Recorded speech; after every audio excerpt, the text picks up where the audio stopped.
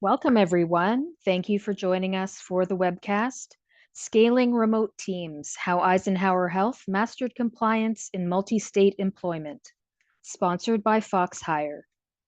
If you have any questions during the webcast, please click on Q&A in the webinar controls and type them in. And now it's my pleasure to turn it over to FoxHire. All right, welcome everybody. Thank you, HR.com's Healthcare Alliance. We're so excited to be with you guys today. My name is Colin LeBeau, and I'm president of FoxHire. We're an employer of record platform that helps health systems hire and retain remote talent. And I've got a few people that we've been working with over the last couple of years, and we're going to talk about scaling remote teams. Before we do that, I'd like to jump in and just have everybody introduce themselves so that we can start to build some relationships here on the call. And then we'll talk about Eisenhower Health's story in remote health. Welcome, everybody. Hey, Colin. Would love to hear if you wouldn't mind introducing yourself, your name, and what organization you're with. I can go ahead and start. I'm Jessica Arby. I'm the HR director with FoxHire. Hey, Colin. I'm Edgar Ramirez, and I'm the senior account executive here at FoxHire. Hi, Colin. I'm Ellie Cook. I am the manager of recruitment here at Eisenhower Health. Awesome. Thank you so much for being here with us today, Ellie. We really appreciate you joining us on this call. I'm going to start by presenting my screen so that we have a little bit of a backdrop for Ellie and team's story. We already did our introductions, so as you may know, we all know each other, but for you guys, we wanted to make sure you knew who we were and what our roles were here within our organizations to paint the best picture. So I'm glad we got to do that. We're going to talk about a few key topics today for scaling remote teams. Some of the trends that drive remote work, especially in the healthcare setting. Remote work timeline over the last few years has been very interesting to follow, and we'll paint that picture a little bit as well. Then we'll get into all the challenges of remote work and how Eisenhower Health was able to overcome some of those challenges and get the right fit for their organization. We'll talk about the decision they made and how they decided to go ahead and do that, and talk about the partnership we've built over the last few years as well that has enabled them to do that. So super excited to talk with you all today. We think it should take about 30 to 45 minutes, and then we'll have 15 minutes for questions at the end. However, feel free to submit your questions in the chat or the Q&A, and we'll try to get to those once we close up the presentation portion. So let's start with remote work. It's not a new concept anymore, although 5 years ago, it sort of was. Not that many organizations were leveraging remote work in the past, especially in the healthcare setting. But the COVID-19 pandemic changed that dramatically and increased the adoption of remote work, but also in doing that, increased the complexity for HR teams. And healthcare organizations, which were typically based on a single campus or in a region, were disproportionately affected by those changes and increased complexities. Because before COVID, most health systems had their population of workers in one area, and absolutely most likely one state or region. And so they mastered payroll and HR in that location. Ellie, I'm sure your team did that. You guys were masters of Southern California payroll, which is actually pretty difficult. However, during COVID, the health systems around the country allowed remote work, and then also subsequently, people started to move away off campus and crossing state lines. This opened up more and more remote hiring and ultimately created a difficult situation for the health systems. And now health systems are left with populations of workers that live in multiple states, which drastically increases compliance risks and requirements. Here's what that timeline looks like statistically. Back in 2019, just 5.7% of workers worked remotely across the United States. But by 2021, that jumped to 17.9%. Quite a big number. 2022, 4.3% of all workers that moved did so across state lines. So a good portion of the workers that were moving did so across state lines. And finally, 2023, just a couple of years ago, 45% of healthcare support employees worked remotely. So a lot of the non-clinical workers are now working remote, which is a big change. So I guess my question is to start is for Ellie, is this indicative of what you saw at Eisenhower? It is, Colin, very much so. Here at Eisenhower, we're based in Southern California, and prior to COVID, all of our team members were here pretty much on campus. And then during COVID, we certainly recognized the need to really have folks be remote and to really sort of expand our operations as well. And having individuals function remotely and be just engaged at different locations really turned out to be something that was going to be a good business proposition for us. So this timeline really does represent what we experienced here at our health system for sure. And then as COVID continued and ultimately sort of moved on, we recognized the benefit of having our remote team members out there spread out throughout the United States. And we quickly recognized our need to continue that and really look for a partner who could work with us very closely to make sure we were doing everything correctly in terms of their employment relationship with us. Absolutely. Yeah. And I think the benefits are what entice a lot of organizations to allow remote hiring, right? Just the most basic thing is increasing your applicant pool to a much larger geography gets you such a large quantity of high quality candidates compared to maybe what is just available in your area. So a lot of organizations are trying to take advantage of that as well. And I know, Edgar, you work with quite a few organizations that are experiencing the same thing. So would you say this is indicative of what you're seeing in the market as well? Yes, 100%. I mean, you kind of painted the picture perfectly there on the timeline. And yeah, they want, at first, it's kind of like, well, we need to be compliant with all these different people that we had that moved out. And then it turns into, oh, this is actually really nice because we're now able to hire this person out of this other state that we wouldn't have done so before. So it really does open that talent pool up, along with making, all those internal ones that they had compliant already. So Awesome. Yeah. It's a great thing to realize that you have this capability now. And it's almost like many of the health systems or even just regular organizations found this opportunity by accident. And once they become compliant, like you said, can now take advantage of their new capabilities, which is exciting. And a lot of them are doing so across some specific job types. So most of the job types with the health systems that are allowed to move out remotely are those office-based positions, technology positions, billing and coding, HR. And you see this data here representative of 2019 to 2021, that most or the majority of the job types that were moving across state lines and ultimately working remotely were in the areas of management, business and science, sales and office, and then service. But there are health systems that are leveraging remote nursing use cases as well. But the majority of these job types are those non-clinical support staff.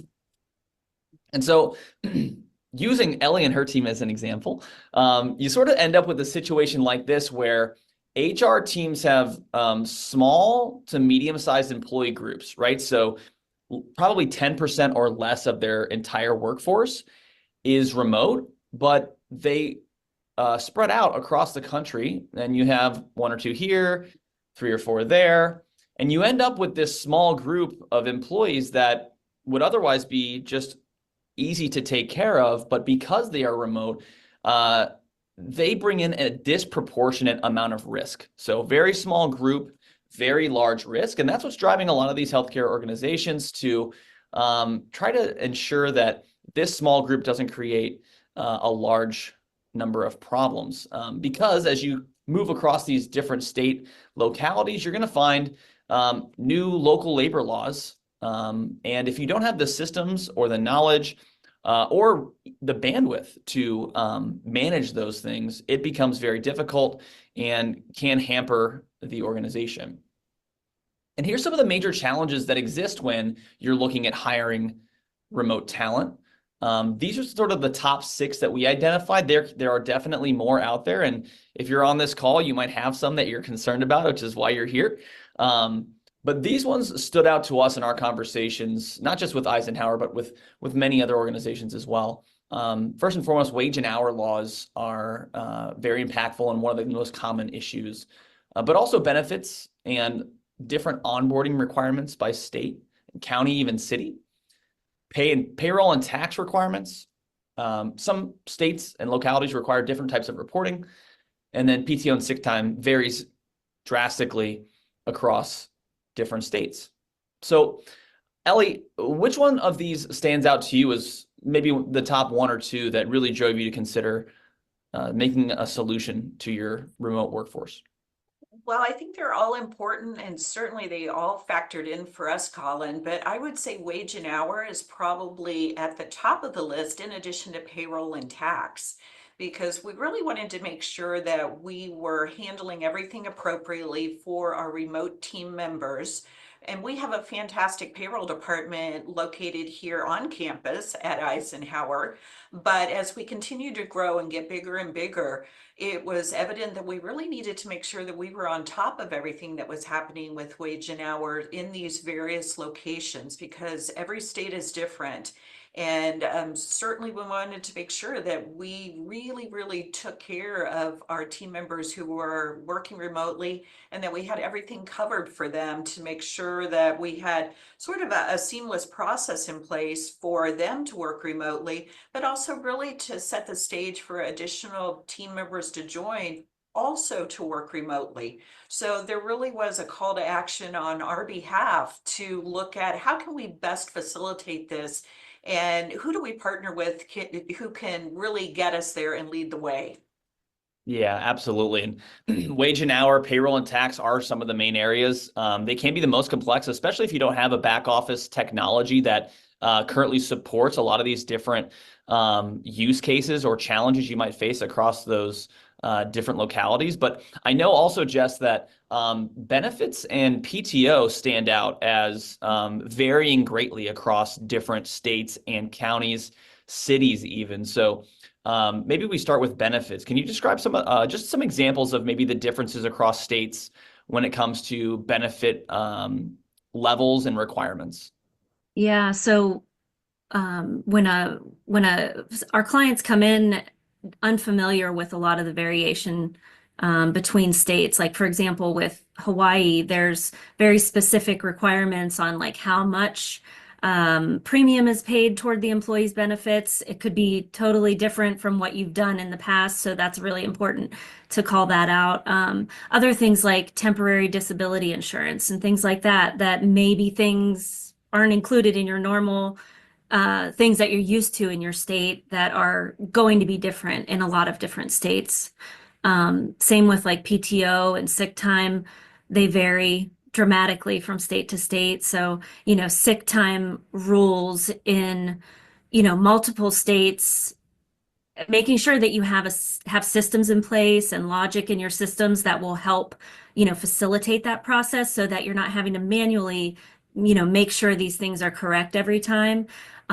Also, we're finding that, we have the issue of mandated sick time, from state to state, but now they're actually starting to add, Chicago, I think, is the first city that has added a separate bucket of actual mandated PTO, in addition to the sick time. And what we're hearing, the word on the street, is that this is likely going to follow suit with a lot of other states and cities in time, because it's not a federally mandated thing, but, depending on the states, which way they lean, they might want to add things like that in the future. So working with, a system that has that available service built in so that you can manage those types of things is really important and helpful.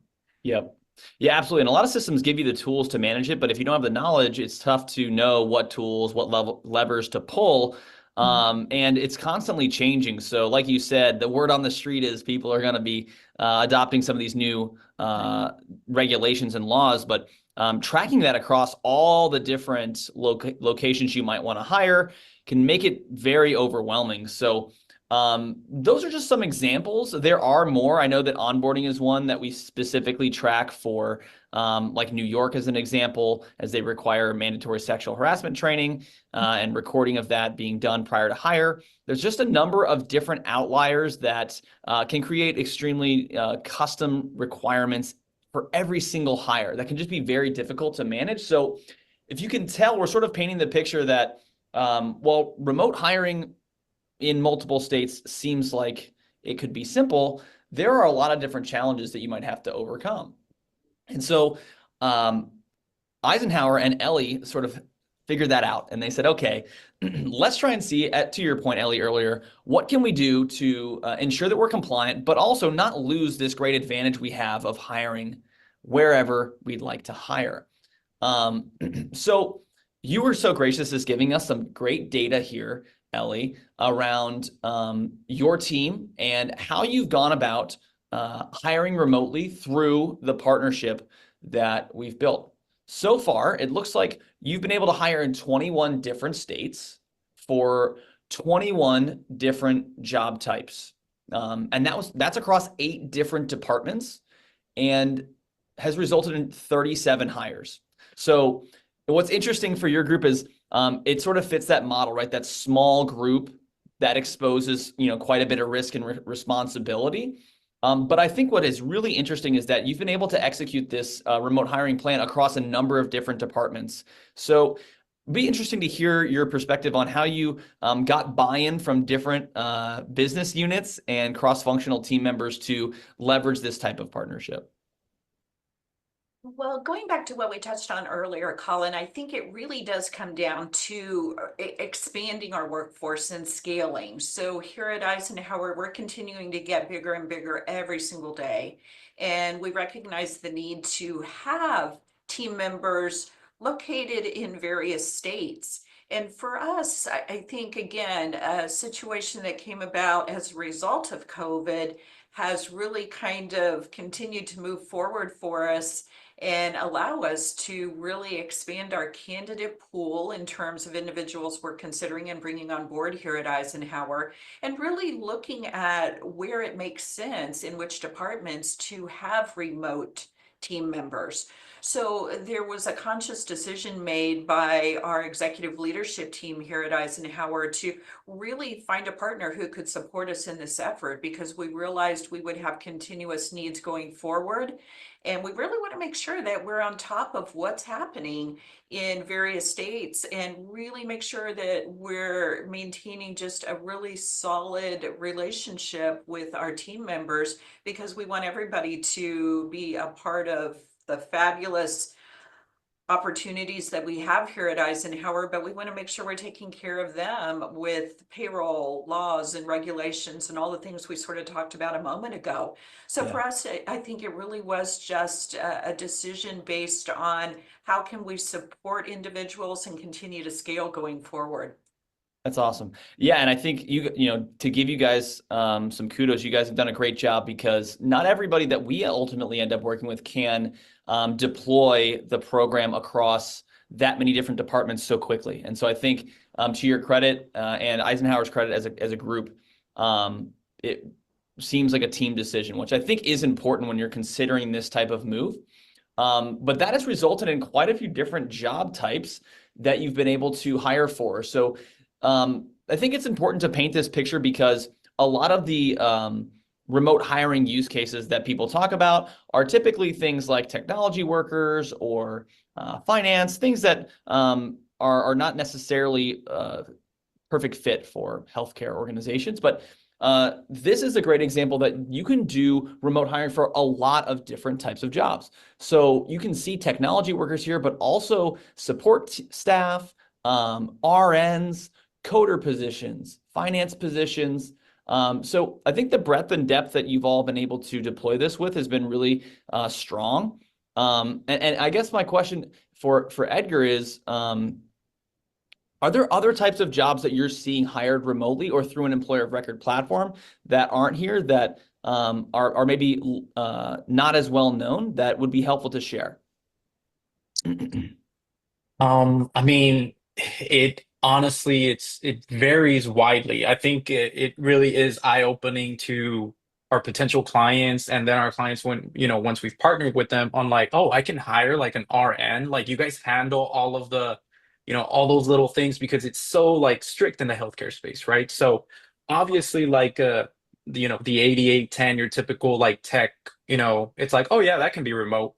But when we open up all these different things for healthcare, it's just they're very surprised at all the varying positions that we can handle for them. So Yeah. it would be an insane amount of lists, but there is a lot of different positions that we can handle. Yeah, absolutely. Yeah. 8810 being workers' comp codes for office position. But there's a number of different other ones. I think of laboratory. I think of remote clinical positions, support positions as well. So if you're thinking like, hey, this might not be for us, we probably can't do this, I would just say open up your thought process there, consider the breadth and depth that you have, and I'm sure there is a partner that is out there that could help you support that remote team, even if there's a large diverse group. And if you do have a large diverse group, like Ellie and her team at Eisenhower, you might have a number of different variations that you are exposed to because of where your team lives and the different laws and requirements there. So to give some perspective, for Ellie's team, they've been able to hire in 21 states like we talked about, but those 21 states have required them or would have required them if they didn't partner with us to face 31 different minimum wage requirements, 10 different PTO accrual laws, over 1,000 different tax jurisdictions. And that one was the one that got me when we did this math. I was like, wow, that's a lot, right? And then finally, 9 different benefit requirements, which can be really hard to navigate as well if you're, going through a normal renewal process on an annual basis with your benefits administrators. It's not easy to change those things around to meet the different state requirements. So just that small group of 37 hires created this much variation. But what's amazing also to see here is that so many different states that you guys have been able to hire from, which is really cool. So you guys recognize this, Ellie over at Eisenhower. What were some of the options that you considered when thinking about a partner that could help you navigate this new trend? Well, as we were kind of looking at what would make the most sense going forward, the first question was, is this something we can do ourselves, continue to do ourselves? We quickly decided not the best option because, again, we have an amazing payroll team here, but in terms of having knowledge in various states and jurisdictions, it makes sense to partner with somebody who really can bring that knowledge base to the table for us. So then we decided, okay, what is the best road forward in terms of a partnership? How do we do this? And so for us, employer of record was absolutely where we wanted to focus, but we really didn't know what that might look like. So we Yep. did our due diligence by considering 3 different vendors and really exploring what the services were that were being offered and who did we really feel like we had the most, I think, connection with in terms of who would be the best partner for us in terms of rolling this program forward. And I'm super excited to say here we are today with FoxHire as our partner. But we really did explore options to determine what's going to be the best fit and make the most sense for the organization. Absolutely. Well, we appreciate that. And we think it's been a great partnership so far as well. I think for those considering DIY, I would say it is possible. So I'm not trying to paint the picture that it's not possible. It is absolutely possible if you want to make the investment and you feel capable in changing a lot of your processes. Some of the reasons why people don't do that, to Ellie's point, is a matter of priority. And a matter of the knowledge base, right? And learning those things quickly. Unlike planning out an expansion, geographic expansion over maybe months and years, COVID sort of made that happen immediately. And therefore, a solution that takes that long to get set up may not be the best fit. Those are some of the reasons why we hear that DIY isn't necessarily the best fit for everyone, but certainly is an option to consider. Some of the other options that we hear in the market are other three-letter acronyms. So we are EOR, right? There are other solutions out there that do exist. And so we'll just talk a little bit about those as well. Many might be more familiar with what's called a professional employer organization or a PEO. And then sort of ancillary to that is what's called an administrative services organization. A PEO is very similar in function to an employer of record, but there's one distinct difference, which is co-employment that we'll talk about. And then an administrative service organization is more of an outsourced HR department. They do not serve as the employer or co-employ the employee in any way. What they do is they handle all the functions while you still serve as the employer, carry the risk, and bring to the table different insurance packages that you get on your own, such as workers' comp, health benefits, etc. But we're most commonly compared to a PEO. So just to paint the picture a little bit about the differences there, as I know that EOR might be newer to many people, whereas PEO seems to be a little bit more understood in the market quite often. An employer of record is going to serve as the sole employer of each worker and lease those workers back to the client, much like a staffing relationship. However, in this type of situation, you're finding your own talent and putting them on the payroll of the EOR. Conversely, a PEO will agree to a co-employment relationship where they're only accepting the duties related to payroll, insurance, and onboarding in many cases, but they limit those functions and responsibilities in the contract to only those. And then the what they call host employer will carry much of the other risks associated with employment. So it's just a little bit different of a risk equation there, as well as a legal structure that sort of separates EOR and PEO. But many people are familiar with those. Certainly an option that you could consider if you wanted to. Wanted to paint that picture there a little bit, because when people do approach us, they have questions about what happens when I work with an employer of record. And painting that picture to compare against a PEO, but also doing this here and showing that for Eisenhower's team, I think we started with roughly 20 people.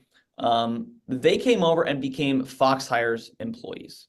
So they moved from being employed by Eisenhower to being employed by FoxHire. Now, they still went to work at Eisenhower, and Eisenhower controls the day-to-day activities, but FoxHire operates as the legal employer and takes on the risks and responsibilities associated with being the employer. So a couple things to sort of paint the picture here of how the relationship works. We become the legal employer, like I said, but those workers' jobs don't change. In fact, it sort of feels the same. Every single day they come to work. Their leadership advises them on how to perform their jobs. They use the same equipment, they use the same schedules, all of those things remain the same, but we handle the employer duties, or the EOR would if you don't use FoxHire, which is also fine, for things like payroll, insurance benefits. We deliver a 401k, we handle the workers' comp insurance, we handle the onboarding process, the offboarding process, and for that service, we become a vendor to Eisenhower, and we bill for the payroll plus a management fee. When you paint a picture like that, a lot of times the questions go away, and it becomes a little bit more clear. So I thought it'd be helpful, since many people don't have experience with EOR, to sort of go through that process. But again, pretty straightforward. Eisenhower is going to direct day-to-day activities as usual, provide direction, accountability, and support, while we act as the legal employer, handling all those employer responsibilities. One of the things I think that many come to the table with as far as concerns, and Edgar, I think you might agree here, is the idea that although they want the employer of record to be the legal employer, they don't want the team to feel like they're not part of the organization, like they become outsiders. So Ellie, can you talk a little bit about if you had that concern and how you've worked with your team to ensure that they feel supported and still part of the Eisenhower family? Absolutely. That was very important to us because inclusivity is key, I think, with any group of team members. And we wanted to make sure that even though folks were working remotely, they still felt connected and they still are very much a part of the success of Eisenhower Health. And so for us, it really came down to strong communication, and that continues to be sort of the emphasis that we have working with all of our employees, but especially when you have folks who are working remotely, just making sure that those relationships are in place with the managers and with the FoxHire team, and making sure that everybody gets the answers they need and the information that they need to be successful. Yeah. Yeah, I think your point is spot on. It all comes down to communication, and strong communication across the teams that you're supporting with remote workers, the EOR, and then your leadership, I think, is super important. And so you guys have done a great job of doing that. And I think it's indicative of maybe why you selected an EOR. I feel like you guys might have felt confident that you could do that, but maybe just paint a picture of why EOR was the best option compared to maybe anything else you considered. Yeah, again, we did our due diligence on this one, Colin, and we really wanted to find the solution that was going to work best for us, for our team, and again, ensure that we still had that connection with our folks who are not physically here on campus. And an EOR seemed to make a lot of sense to us for the reasons we just touched on a moment ago. And as we continued to do our research and put together our facts, it really seemed to be the best fit for us. And we loved the connection that we felt when we initially met with you and your team at FoxHire, and we felt like that it was a strong extension of our team here at Eisenhower, which again was very key to us because we want to make sure that we're maintaining that culture and really that feeling that everybody is such a critical part of the success here at Eisenhower Health. Yeah, no, absolutely. I think the key term there is an extension of your team. That's what we try to communicate to all of our customers, is that we really are that extension of your team. We're operating in conjunction with you, and not to look at us as another system you have to work with or another, vendor to negotiate with, right? Like, we are partnered together on this journey. We both have skin in the game as far as relationships to these employees and how they work every single day. So I'm really glad that you've seen that from the FoxHire team. And I'm hopeful that we've painted a strong picture of at least one option that you, as a group of health systems, HR leaders, might have to solve for the remote work challenges you might be experiencing. And just give you something to consider if you do find yourself faced with the same situation that many health systems face right now, which is a small to medium-sized group of workers that might expose you to quite a bit of risk, or that you want to expand because you see the value of hiring remotely. So we still have some time left over, and we'd love to be able to answer any questions you might have on this topic and how we can potentially support you, or just educate everyone on what's happening in the market. So we're going to transition to questions now, and we'll start looking into the chat here.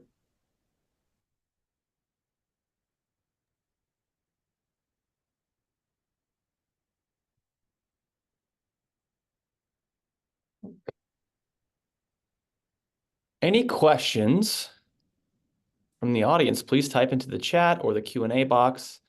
I know it sometimes can take a little bit of time to get your question written down, so happy to wait here for a minute. Thought, one of the questions we get commonly is around onboarding and who handles the onboarding of the employees. So I figured maybe just kick that to you, Jess. I know we say we handle the onboarding, but what does that include exactly? Like, what does the onboarding process consist of when working with an EOR, and specifically FoxHire? Yep. So we have a system in place for fully electronic onboarding for the workers. So they shouldn't have any experience with having to deal with paperwork shuffling and things like that, which makes it really nice.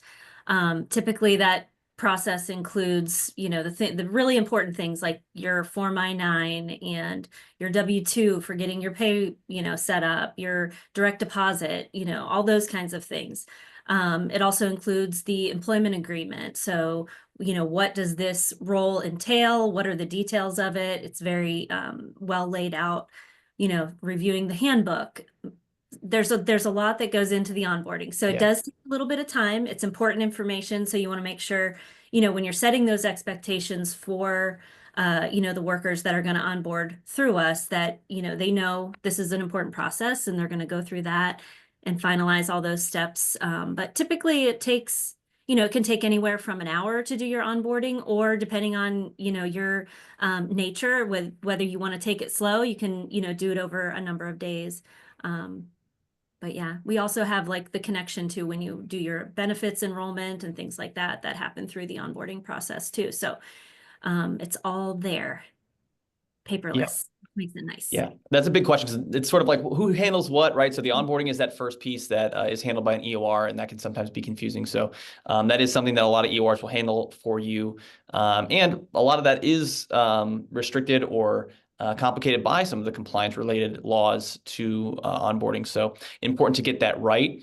As we wait for some more questions, if anybody has any, feel free to jump in there and ask. But, Ellie, I really appreciate you jumping in and sharing your story with everybody. It's been cool to partner with you guys. And I guess, what does the future of remote work look like at Eisenhower, given you guys have this capability now?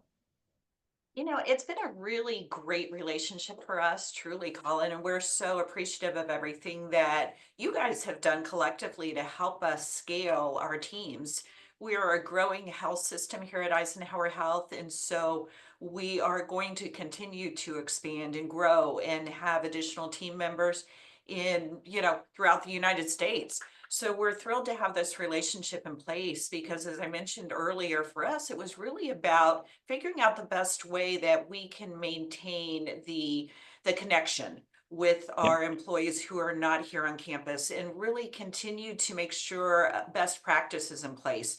We want to make sure that we're on top of all of the regulations and requirements that do vary significantly from state to state.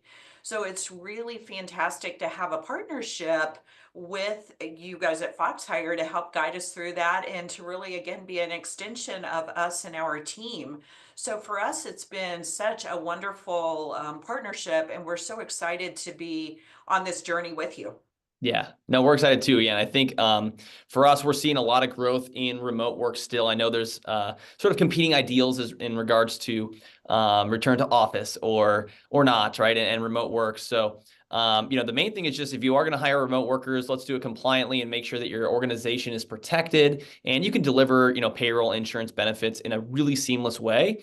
That's what's motivated a lot of organizations to work with all types of different players to make that possible, not just EOR. But I think for us, we're expecting the future of work to continue to be in a large portion remote. So we're happy to and excited to work with health systems like yours going forward to make that possible. I don't see any questions right now, guys. So maybe I'll give it another 30 seconds or so and see if anybody has a last thing they want to ask. But if you don't have any questions, or you are interested in learning more about an EOR, feel free to reach out to us, or head to our website. A lot of great content and resources there made available so that you guys can sort of answer some of the questions you might be facing in relation to remote work, compliance, etc. And if you do find that an EOR might be something of interest, obviously we're happy to help and would love to work with you as well. So if there's no questions, really appreciate the time, everybody, that you've given to us. And we hope to hear from you soon.